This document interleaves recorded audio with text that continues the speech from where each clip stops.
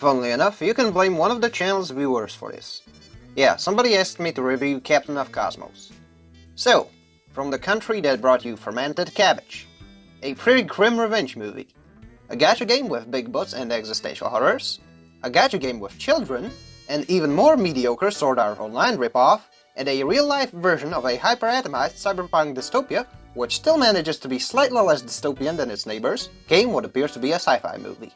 I will not bother you with the technical shit. The film was made in the late 70s, early 80s, and it is known for borrowing, quote-unquote, some character designs and such from Zambot 3 and Mobile Suit Gundam. I will attempt to package the plot synopsis and my 2 cents on the movie into a single section. So let's take a look at the Captain of Cosmos, or COC for short. But it was not cola, it was cock. The far, far future has, among many new breakthroughs in science, brought an age of discord. Not the Skype but ran by sexual deviants kind, more like the wars breaking out every once in a while kind. The narrator said so. Still, a faction willing to fight for peace, dubbed the Cosmos Warrior, is there as a beacon of hope. Now for the intro chase, featuring what I presume is a recolor of Kukuru's Doan. It's hard to tell since his face shifts in between some animation cells.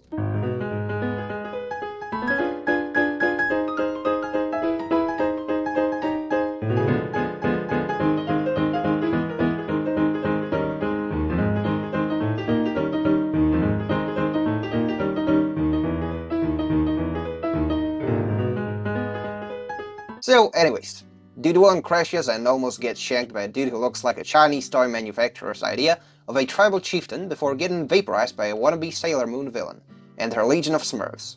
Well, Centaur Smurfs. Elsewhere on some ship, a child trips over next to a Mole Santa reject, who gets vision of the aforementioned Queen Smurf and her legions. Speaking of that one, she's somehow right next to the ship, ordering the blue steeds to shoot crossbow bolts at it.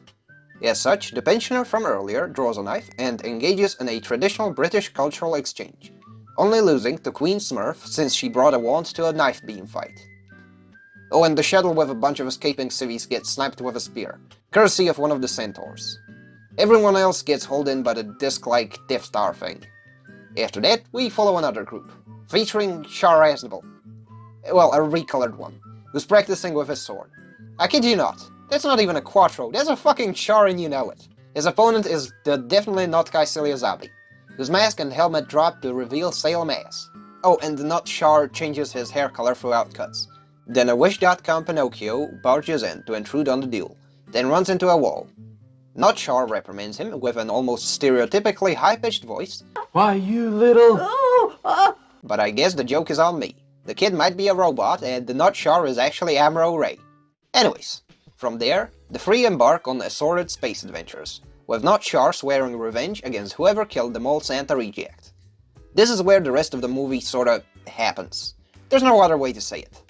The plot sorta goes through the motions of a story, although with just about as much energy as an anemic reach round.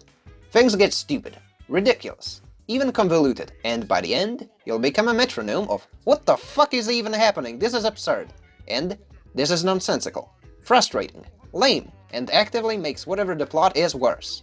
For an example of the latter, there's the many animation inconsistencies, like not Char being repeatedly shown with and without his sword during the same scene, which is especially noticeable in the Colosseum section in the movie.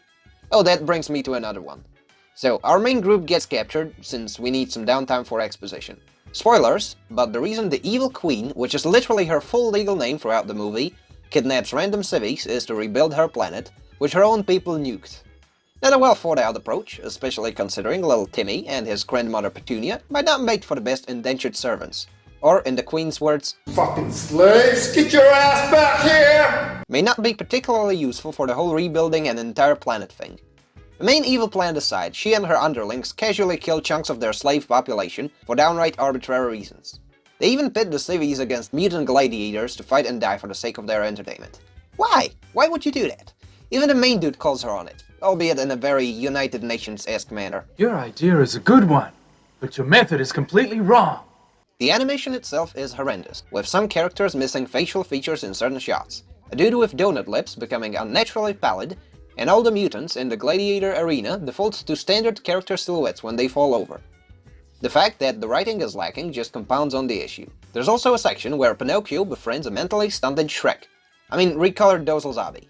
And I mean, the dude's seriously special at being easily gaslit by the child into thinking that he is the boy's son. And I'm talking Lenny from Off Mice and Men levels of developmentally disabled. The guy never shows up again, only for one more scene where he gets beat up after accosting the civvies, then once more at the end to be used as cannon fodder. He gets hit by a spaceship piloted by Sailor, who tosses out a Hitler salute before ramming the guy who subsequently explodes. Don't be stupid, be a smarty. Come and join the zombie party. Now for the dumb and hilarious parts, it goes without saying that everyone can magically breathe in space. Also, the English dub likes to toss in the track Kaminsky Stumps from the 1986 movie Raw Deal, in both the second ambush scene and during the finale.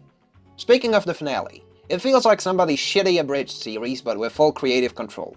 The whole thing culminates into a big dogfight scene, where the not Char's crew gets some backup and storms the big evil Death Star UFO thing. Main guy walks in, keeps going for Evil Queen, finds the one he's looking for, they fight for a bit, then the not Char mentions there will be a big explosion.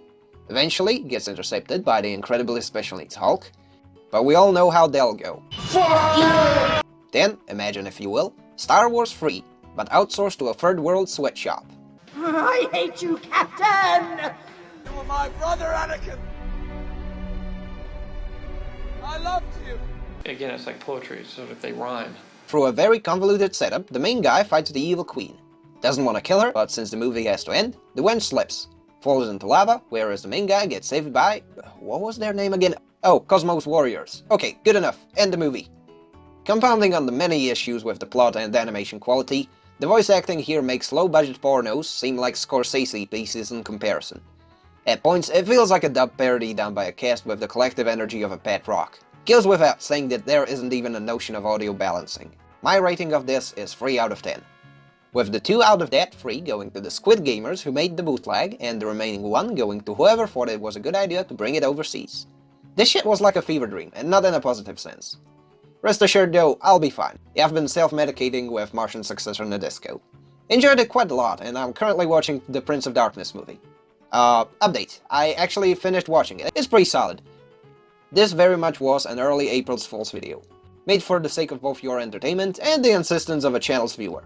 So I hope that at the very least I made you laugh, at least a little bit, reviewing this train wreck. So long, thank you for all the fish, and until next time, this has been the Shirt Lad, signing out.